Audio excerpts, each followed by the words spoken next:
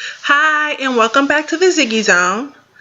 All-Star Weekend 2015 is officially over, and just like we anticipated, there was a lot of action.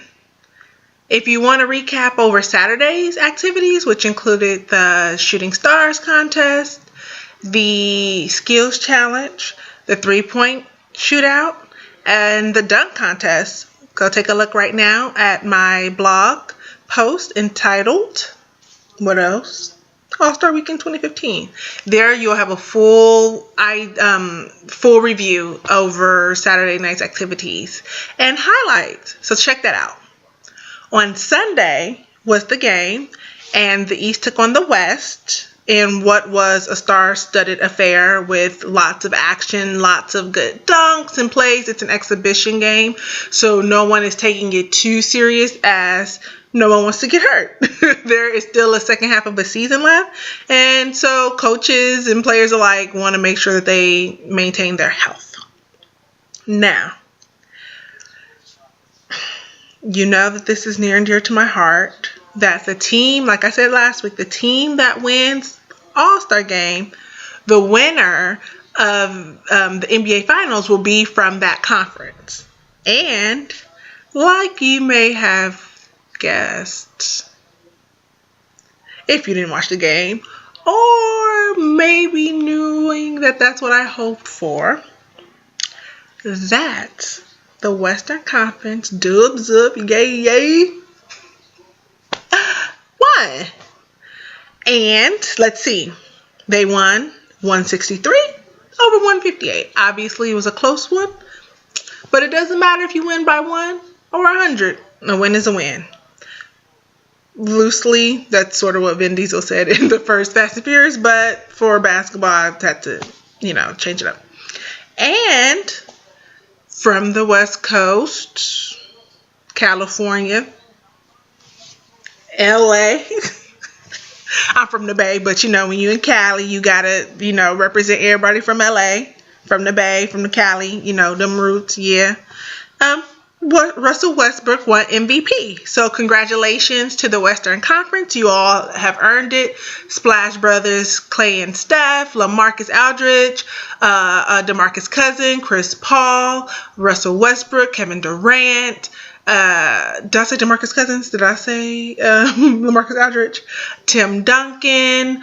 I'm sorry. I am so sorry if I can't remember everyone's name, but you guys definitely put a show out there, and you showed the world that the West is for real. We've been seeing it all, the first half of the season, and it's only going to get crazier the second half.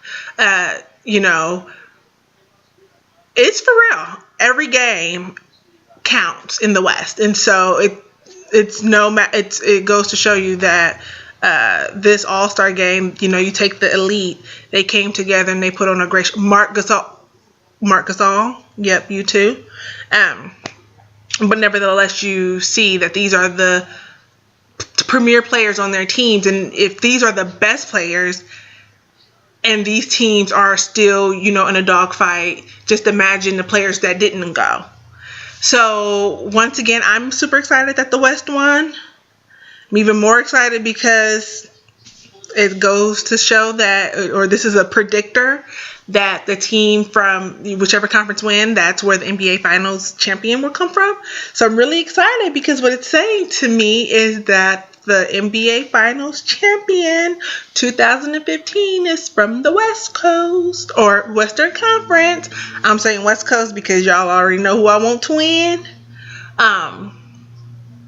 So I'm really interested for the second half of some basketball. Really, I'm super excited for it. Now, one point that I would like to make, in addition to obviously basketball, and that the winner is from California because that's what I believe, is the uniforms. I was not pleased with them. They were very blasé.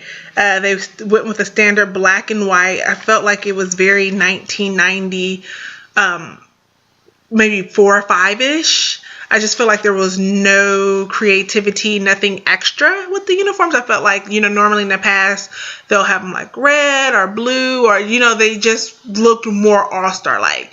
And for All-Star Weekend to have taken place the same weekend as New York Fashion Week, that there would have been a little more effort or creativity in the design of the uniforms. The best thing about the uniforms, I will say, is I like that they had the players' first names on them. So in the top little section, it had their first name, and then at the bottom, it had their last name. I think that they could have not really done the last names. I think it would have been cool just to have like the first name like Chris or Clay or Steph or LeBron, but obviously they wanted the first and the last. But what would have been even cooler, and I'm like, okay, well, these uniforms I can live with even more, was if they would have done what the Miami Heat done a few years ago, which was to put their nicknames. I thought that was so cool. Where you put the player's nickname. It's like, oh. But I could also see perhaps maybe not every All-Star player has gotten a nickname, one that is appropriate for the NBA, Like if someone's nickname is like Schnookums, like they're not going to want to put Schnookums on their jersey because, they're a man. So maybe perhaps next year their players will have nicknames that, they're known for. And that maybe they could put that on the back of jerseys next year.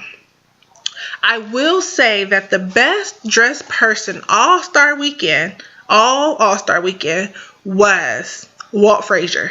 Today, he had like this cow number. It was a suit, top bottom with like printed cow, sort of looking military fatigue-esque. These, Craig Sager, and I hope that he is, getting better.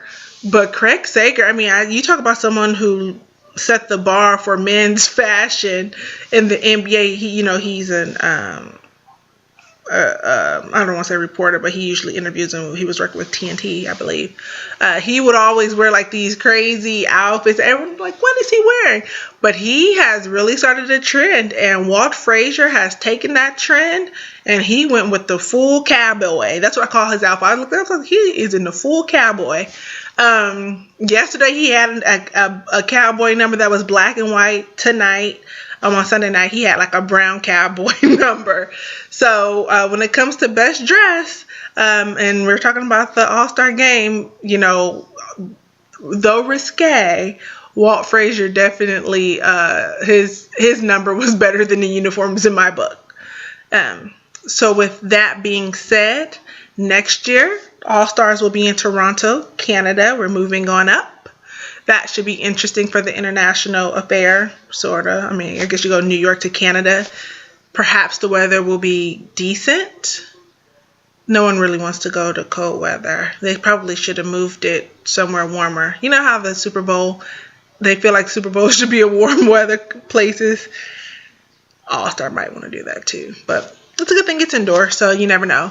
But yeah, so this is the Ziggy Zone, and we'll see you next week.